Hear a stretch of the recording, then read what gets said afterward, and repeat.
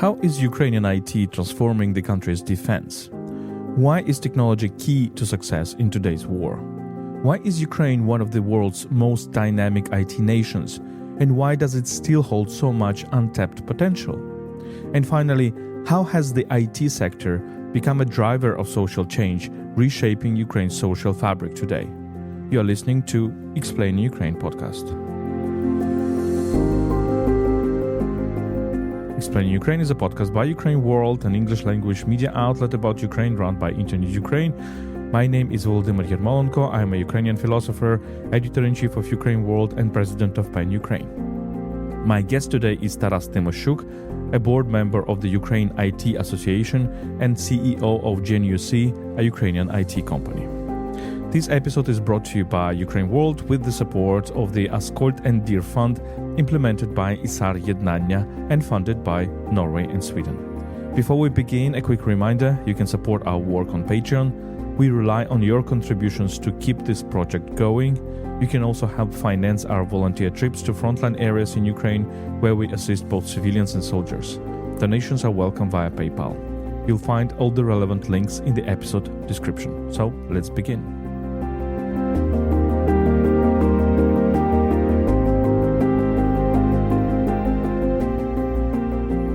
Taras Tymoschchuk, welcome to this podcast. Thank you. Thank you very much for finding time to talk to me. And I wanted to talk about IT sector and its importance for today's Ukraine, especially during the war. How would you describe the importance of IT, information technologies for Ukraine today? From my perspective, IT technology is basically like a backbone of the Ukrainian economy. And the reason for that, because right now, IT sector, that's approximately 11.5% of export, generates basically 11.5% of export revenue of Ukraine.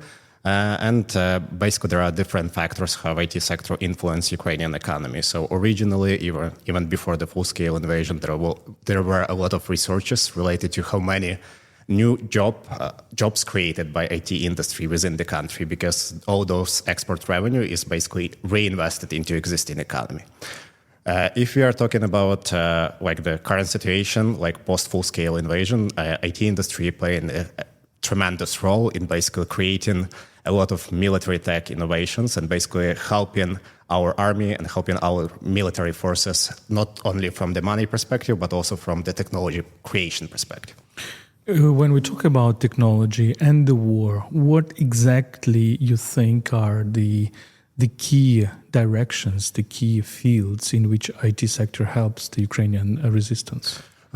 I would say that from the technology perspective, there are three main areas where IT helped a lot and basically created new products, new services on the market. So the first one, that's definitely like military tech and dual-use tech. So basically that's including drones, UAVs, basically, different flying drones and the technology which used to detect like different equipment. So basically we have a lot of solutions that was created to analyze the battlefront and identifying like the enemy's equipment on the battlefront, help drones to basically navigate and target specific targets. We also we have like several examples of really great startups like Chimera, which created like the means of communication for the military formation. And I remember like 2022, when we were helping different battalions, we were trying to find like different Motorola radio systems, and that was super complicated and they were super expensive. And basically in 2022, the new startup like Chimera emerged, and right now more than 2,000 radio stations available at the battlefront created by this company, and they are actively producing more and more. Is the war like giving a boost to IT sector? Because we know that in many wars, actually, the military technology then spilled over to peaceful technology. And when we look at the way how, for example, technologies developed after the First World War, after the Second World War, any war, despite the big horrors, the big tragedies, are actually boosting the new technology. In this way, do you consider Ukraine as capable of doing exactly the same? I mean, being on the front line in a way of not only the war technology, but also peaceful technology? From my perspective, definitely yes, because if we would analyze like the historical period, most of those military technologies, they were then used in the civil life. So they basically made the boost during the military time, and then basically they were actively reused, like for example, satellite connection or internet. Originally, it was developed during the wartime. If you're talking about the current period, definitely yes. So originally, IT industry was predominantly service export industry. So we had like many companies that basically were providing technology services like ours. For example, I'm the founder at Geniusee, we're a technology company, and we provide services to the clients based in the US, in the UK, in other countries, and we help them to implement end-to-end software solutions that are used on their markets. So basically, we help them with the creation, with the analysis, with development. Since the full-scale invasion, basically a lot of IT companies in Ukraine, they reinvested their revenue into local product companies that can help us to win the war, which help us to save the lives. And if we are talking about like this specific segment, so that's why a lot of different dual-use type of startups emerged and military tech startups emerged. So we have around 1,500 companies which are basically connected to the Brave One platform, which was like the initiative from the Ministry of Digital Transformation and the government in general to basically speed up the process how startups iterate. So they created like the intelligence platforms that helps companies to work directly with the military units at the battlefront and basically test and validate their ideas. And that's resulted in really fast results. So if, for example, we had just 7 drones available in 2022 and used by the Ukrainian military forces, to like 67 in like 3-4 years. So that's like the first result. Another result, that's the cybersecurity segment in Ukraine. So because of the many attacks from Russia to Ukrainian infrastructure, like this industry also developed rapidly over the past 3 years. And we have many platforms that helps to train new people working with cybersecurity. A lot of Western countries, they are super interested in our expertise. So that's created basically the new segment, the new service that we can sell as the unique expertise that was developed by our companies here in Ukraine. If we talk about Russia and Ukraine, who is ahead in this technological war, technological race in IT? What do you think? So it's quite a hard question, I would say, because I would say that we were quite ahead over the past years. But unfortunately, Russia is not staying at the same level. So definitely there are developed skills. So basically, I would respond to that question that we are still ahead, but the gap is not as big as it used to be.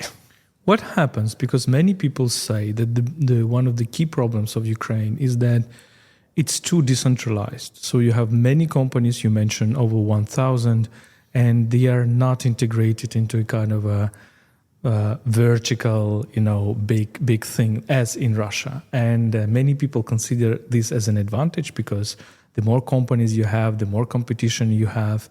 But during the wartime, it may be a problem because they create solutions which are probably not compatible between each other. What would you say? I would say that there are pros and cons in both approaches. So again, if we are returning back to the 2022, I would say that was the biggest advantage for Ukraine, the fact that we were quite decentralized and we were able to make decisions on the local fields instead of having that as a centralized vertical, as we can see in Russia.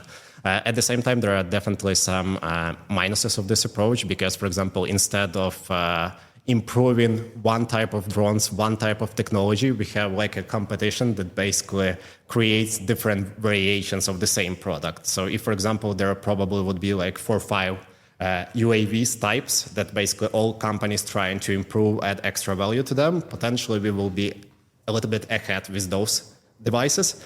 At the same time, competition all proved historically from the economy perspective that competition creates new other means of equipment that we never thought about that. So I would say that truth somewhere in the middle, and we need to balance between those. It's very, very interesting. But coming back to these different types of technology, you told me about drones.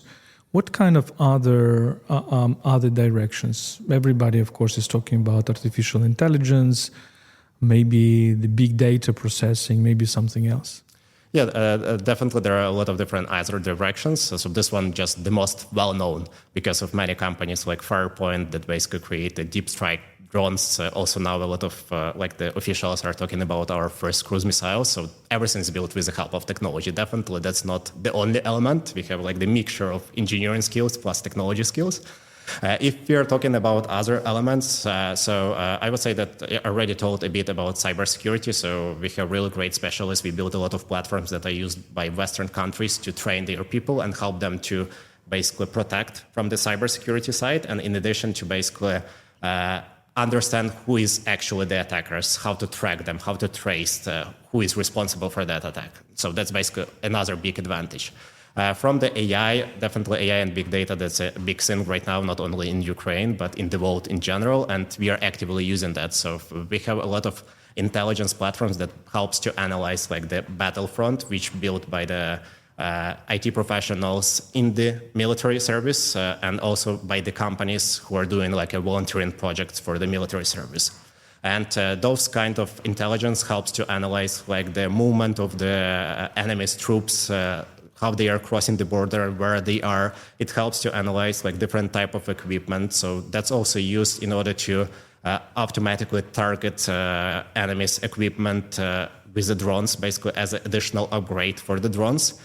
In addition, that's basically used for the drone swarms technology that basically help to connect them and drive together.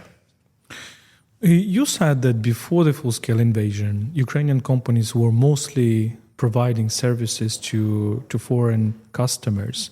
What is happening now? Is there any drive of investment into Ukrainian startups, into Ukrainian technologies? Or let's say when American partners, Japanese partners, I don't know, Chinese partners, if there are any, address our companies, what exactly are they interested in? So if we are talking about services, then I would not say that this changed drastically. So still many companies continue to provide services globally and help different clients with the type of, with basically building their software products and helping to solve their operational or business problems. At the same time, if you are talking about like changes in the type of the services that we see, like the demand for them, so I would say that definitely cybersecurity demand increased significantly and AI in general, because there is a huge need in replacing old-fashioned manual processes with AI. And most of the requests right now, that's how we can leverage this agentic AI to basically replace some of the manual type of work that was done previously and make it in a more efficient way. If we're talking about the investments, definitely there was a significant drop down in venture investment in 2022 after the full-scale invasion started by, I don't recall the exact number, but 70+%. So that was a huge decline. Right now we can see like the increasing number of venture investment into Ukrainian companies, and I would say most of them, they are driven by the defense tech.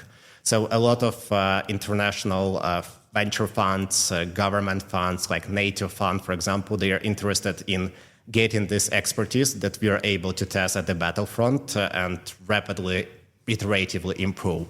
And that's why defense tech is probably the number one right now in terms of the venture funding. Who are the most interested guys from outside? Is it Americans? Is it Europeans? Is it Japanese, South Koreans? Who are they? I would say partly everyone, but the most interested probably the Western Europe and the NATO, because they are closest to the situation. And NATO changed significantly how they invest into their defense sector. So they increase the spending and they are looking for different new type of military equipment that they can use in order to protect the east side of the NATO. You mentioned cybersecurity, and how can you explain to me and to our listeners, are we already in a kind of a cyber war? That, for example, Russia attacks Western countries, Russia attacks Ukraine, maybe Ukraine attacks Russia. What is happening here, and how equipped and experienced Ukraine is already? Yeah, so Ukrainian cyber experts, they protected different essential infrastructure many times over the hundreds of different attacks that were done by Russians. And probably the most famous example for those who are living in Ukraine was the Kyivstar when, for example, there was no connection for like 3-4 days. So that was probably like the most life-changing event for many people. This is our key mobile phone operator, just for our listeners. Yes. Yeah. So when, for example, one of the mobile operators was not working for 3-4 days because like the full database was destroyed of the company, and basically it took several even weeks, I would say, to fully restore the infrastructure and restore like how they provide services. And basically, what's changed in the country? That's basically most of the bigger companies, they understand this threat, so they aware about that, and they prepare themselves ahead. So they are creating like the clone of their infrastructure, sometimes even outside of the country, or they are creating different backups of the database that can be quickly used if, for example, like the main source will be compromised and somehow attacked by the external forces. They use a lot of software systems that basically help to prevent that. So that basically tracks what's happening, if there are any malware detected trying to invade like the local systems, or for example, they do a lot of different training to their employees to avoid social engineering when, for example, somebody is trying to get passwords to the local infrastructure.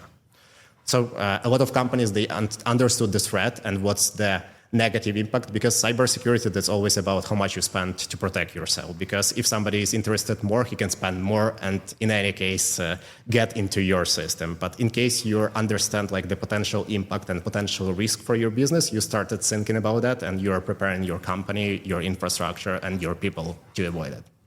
How do you see that our partners, Western partners of Ukraine, understand the threat from cyber war? Are they prepared? Are they learning on Ukrainian experience? Do you get questions how should we better prepare ourselves?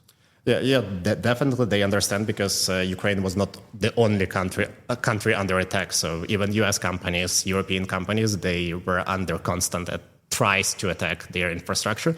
So they definitely understand like the potential impact and the risks. And what we are facing as a company, as a service provider, that there is like the increased demand. That's the first of all for this type of the services. We have more requests from our clients about, can you help with those type? Can you help to conduct penetration testing for our infrastructure, or can you help us to understand if we have any gaps?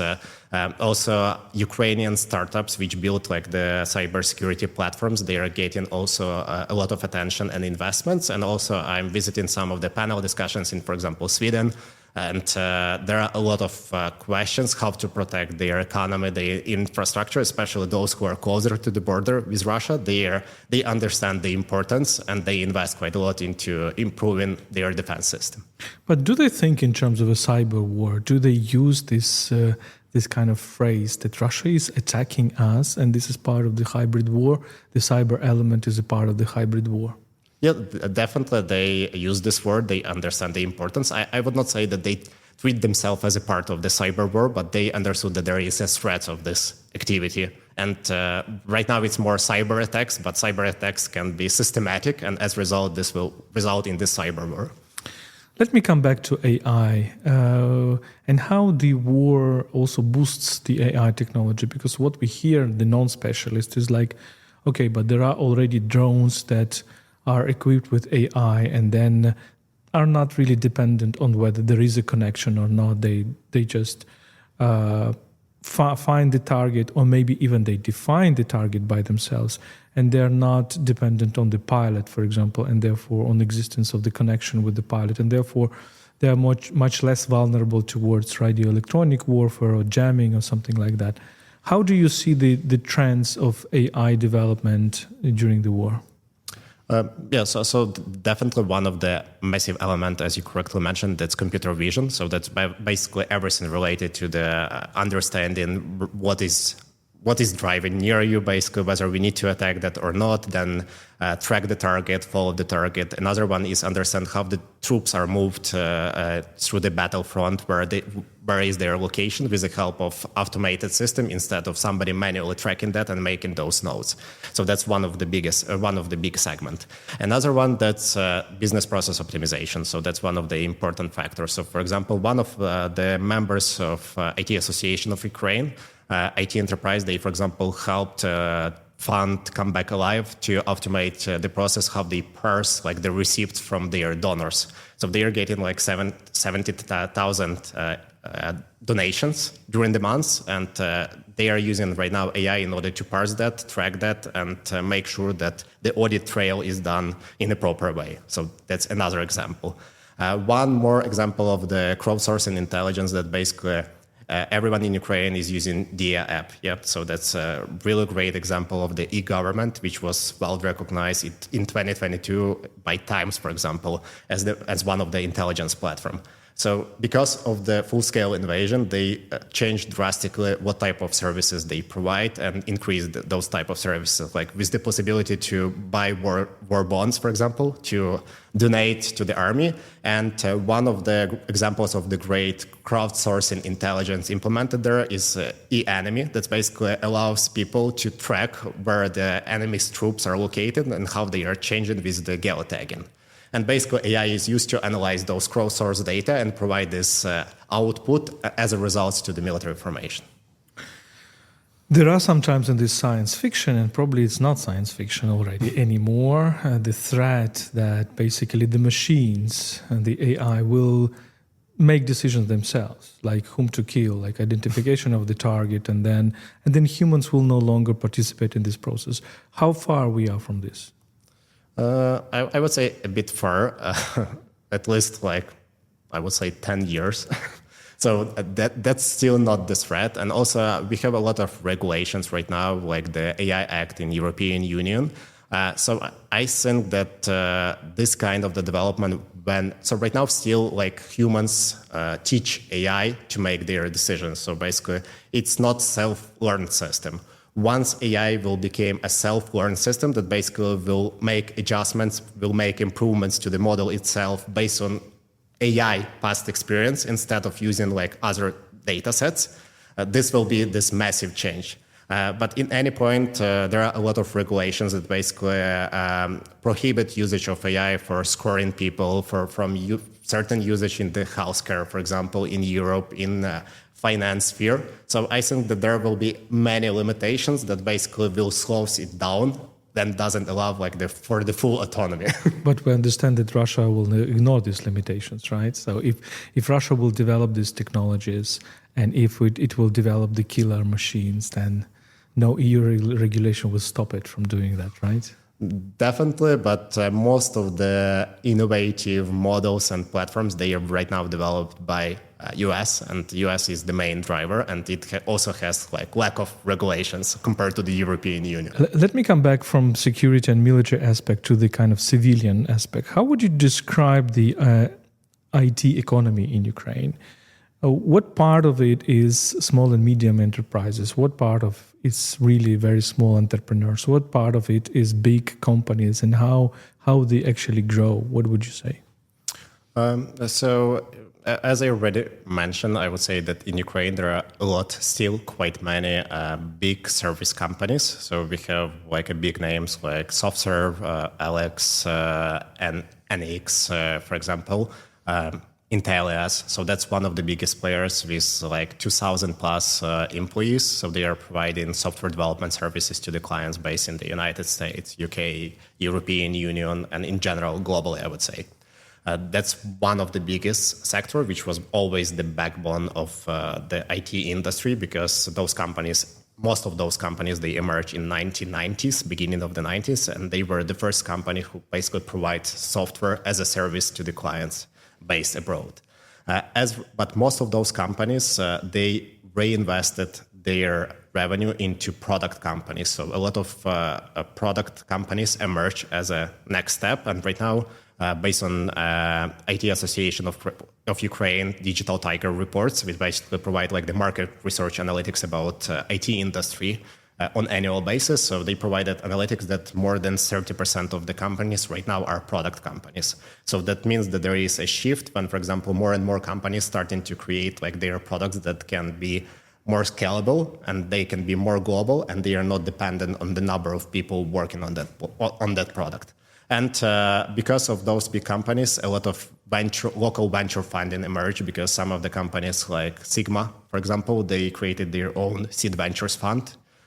which basically supports predominantly Ukrainian-based startup companies. So basically, the service companies, they created like the segment of the product companies. They started building like the different products based on their experience working on the US-based customer projects. That's why we have like several well-known names that are like unicorns in terms of startup industry, like Grammarly, for example, which is used by a lot of US people, and this is Ukrainian. This is the startup with Ukrainian roots, which is a unicorn.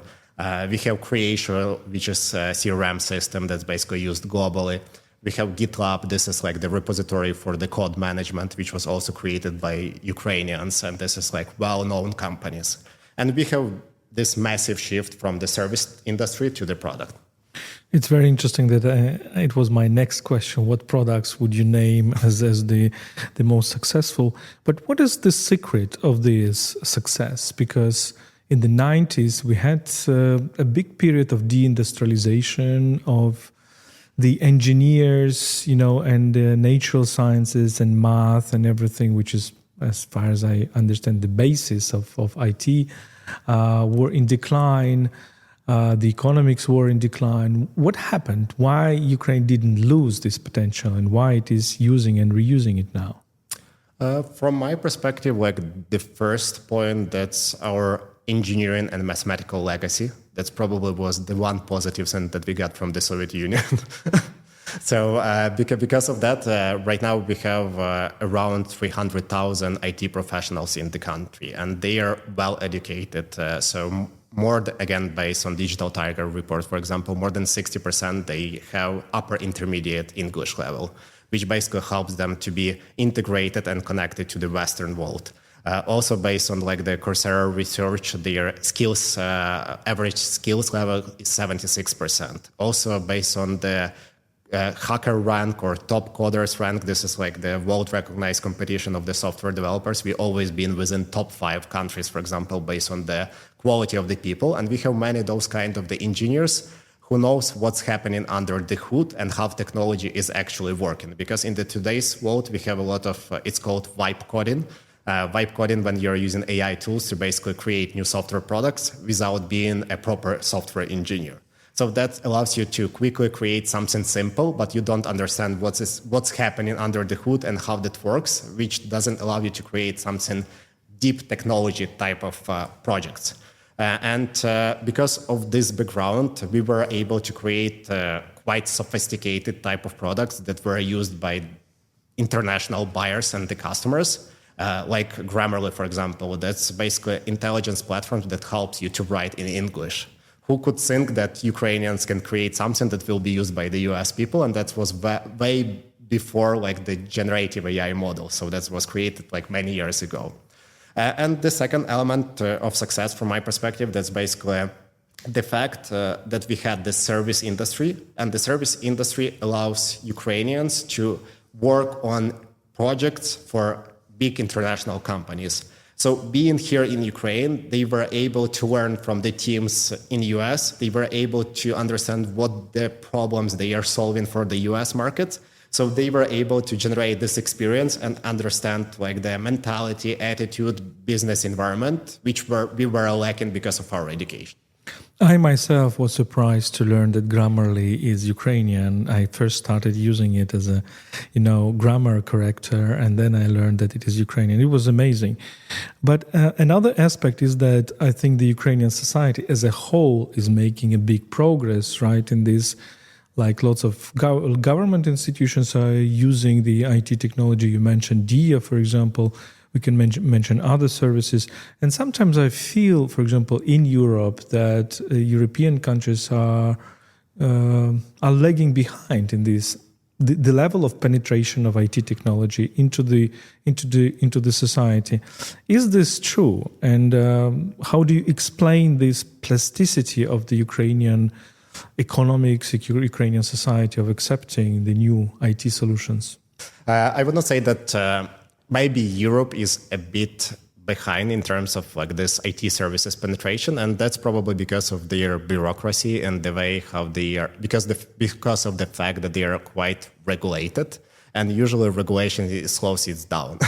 Because, for example, if we are talking about Bay Area and Silicon Valley, it's totally different. So they are way ahead even Ukraine in terms of the type of the services that you are getting when you're in this region. So starting from the robotic taxis without drivers that are can drive you from the airport to any place in Silicon Valley, to the different type of the apps that helps you to solve any kind of the problem and get any type of the services that you need.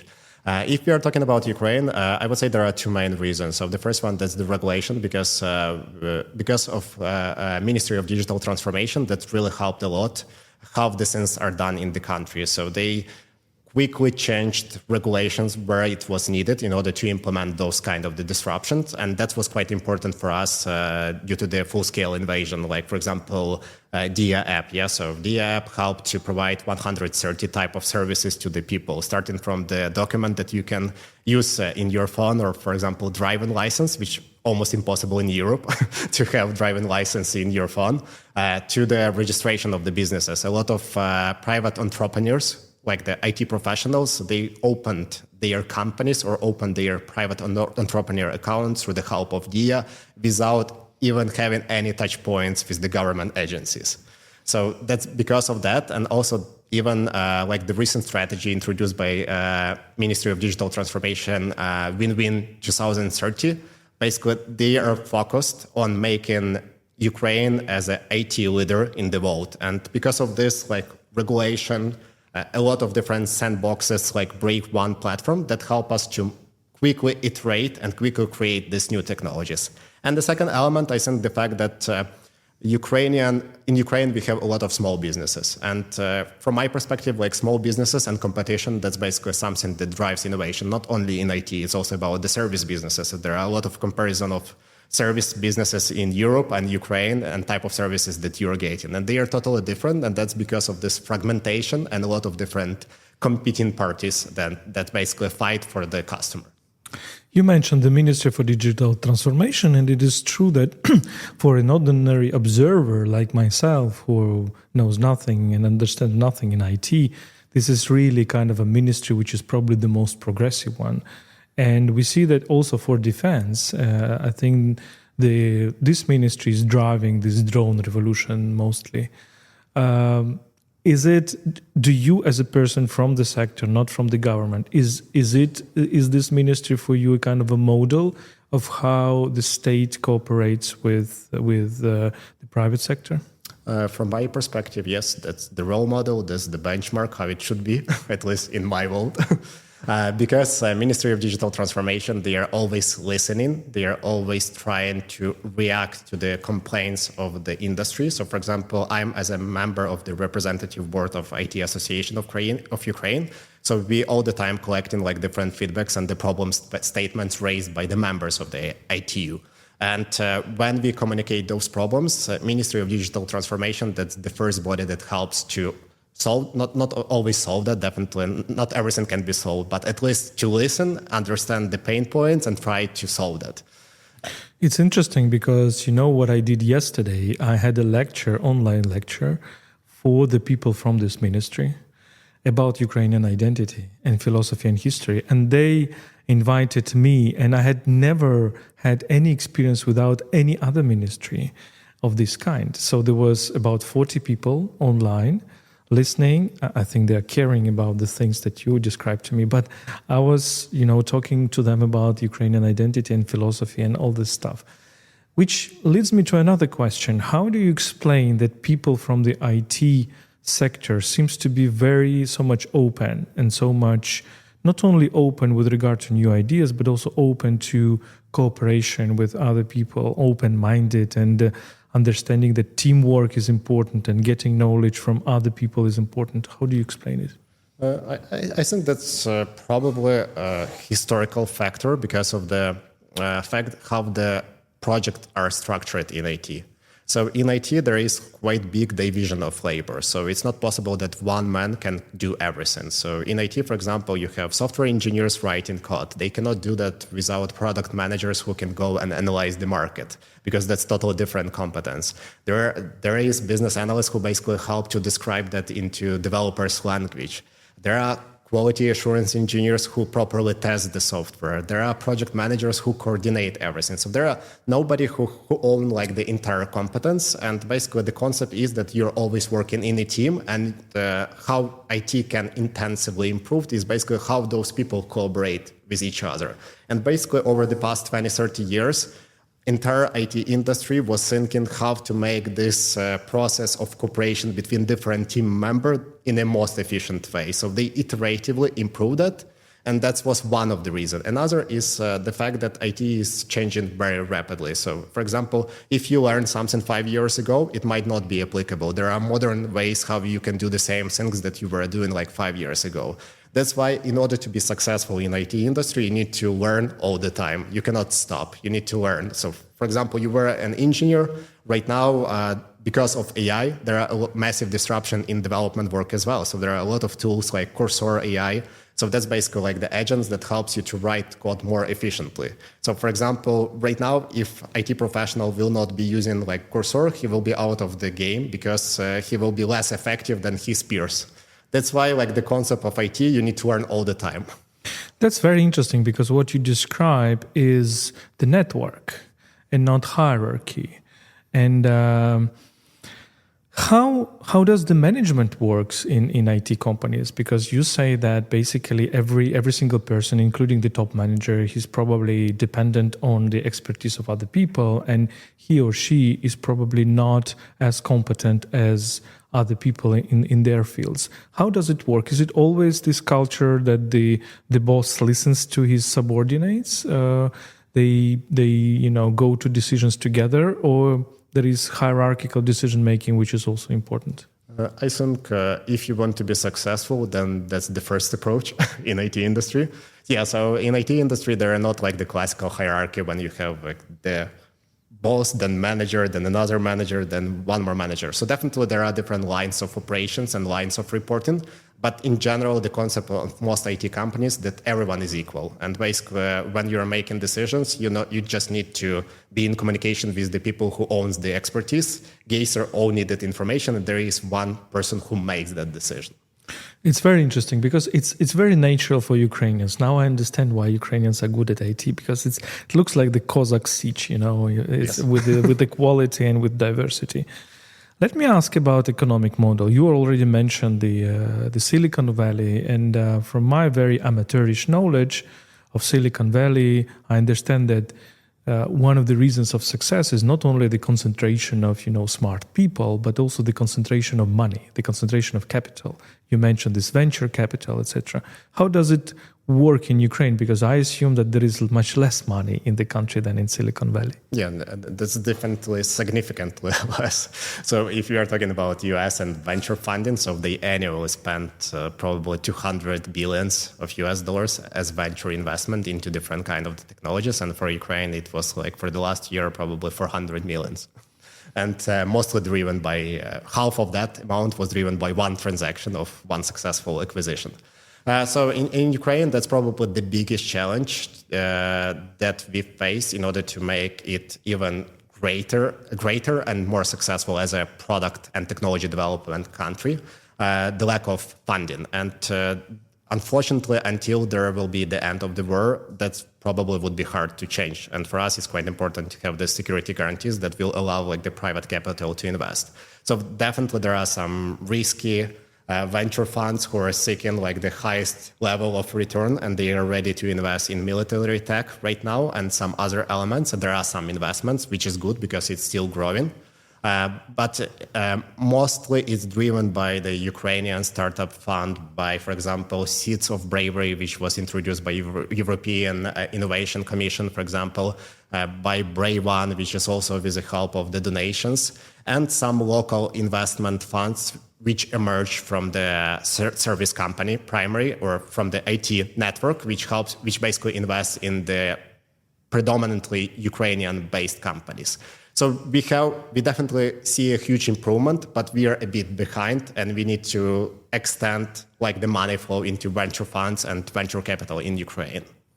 What if I tell you that we need to ask and require from Europeans, for example, to set up a kind of an investment fund, which probably can get money from the frozen Russian assets. We know that there is $300 billion or 300 billion euros, and let's say 100 billion euros is invested in a kind of a IT development fund, which will fund mostly the security, defense technology right now, but will boost peaceful technology afterwards. Will this work? What do you think? From my perspective, yes, because as I mentioned a bit earlier in our communication, so it won't work from the probably European side. But if, for example, this situation would be possible, then definitely that will help to boost like the military segment in Ukraine or even dual use segment in Ukraine.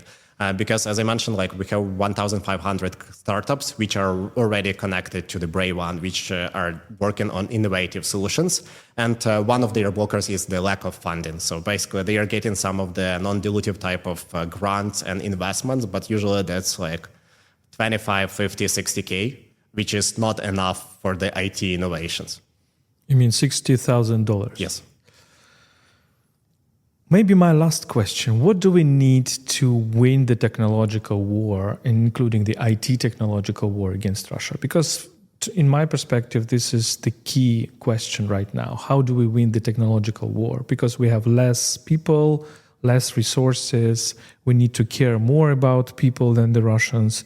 So everything depends on technology, and IT technology plays a key role here. The robotics that you mentioned, the drones, the AI, the big data, etc. What do we need to win this war, technological war? So from my perspective, we already have key elements to win the war, and we are not losing, at least from my perspective right now. So we are still way ahead, but we need to support that and continue running in the same pace. And from my perspective, like what we need, first of all, that's more education for the local talents, because unfortunately, due to the relocation, we lost some of the people who relocated to other countries. And IT industry is dependent on the number of IT professionals significantly. So we need to continue invest into different educational courses, for example, for veterans, to re-educate them, to integrate them into this IT ecosystem. Right now, we need to invest into educational process because like the classical education is a bit old-fashioned if it's not collaborating with IT companies. So that's one other actually massive segment. So a lot of university which started collaborating with big IT companies, they changed like the way of education, and they changed the quality of people that they graduate from their university. Because, for example, we are partnering with Ukrainian Catholic University, and we are having our course there. And that's really a great example how business is operating with educational institution, and basically how real practical experience is shared with the students. And this is something that we need to replicate with all other old-fashioned educational institutions in Ukraine. So they should actively collaborate with the companies to provide like prepared talents for the market who can collaborate and contribute into this winning strategy. And another one that's definitely a financing side, as we already discussed. So we need to get some kind of the guarantee. If, for example, we cannot get security guarantees in terms of end of the war, we need to get at least some kind of the insurance type of packages that will basically allow foreign investors to come into the country and be protected from the war risks. Yeah, this is the tool which is basically known for Europeans as the kind of loan guarantees. Yes. And for other nations as well. Taras Tymoschchuk, thank you very much for this conversation. Thank you too. This was a podcast explaining Ukraine by UkraineWorld, an English language media outlet about Ukraine run by Internews Ukraine. My name is Volodymyr Yermolenko. I am a Ukrainian philosopher, editor-in-chief of UkraineWorld, and president of PEN Ukraine. My guest today was Taras Tymoschchuk, a board member of the Ukraine IT Association and CEO of Geniusee, a Ukrainian IT company. This episode was brought to you by UkraineWorld with the support of Askold and Dir Fund, implemented by ISAR Ednannia and funded by Norway and Sweden. Let me remind you that you can support our work on Patreon. We rely on your contributions to keep this project going. You can also help finance our volunteer trips to frontline areas in Ukraine, where we assist both civilians and soldiers. Donations are welcome via PayPal. You'll find all the relevant links in the episode description. Thank you for listening. Stay with us and stand with Ukraine.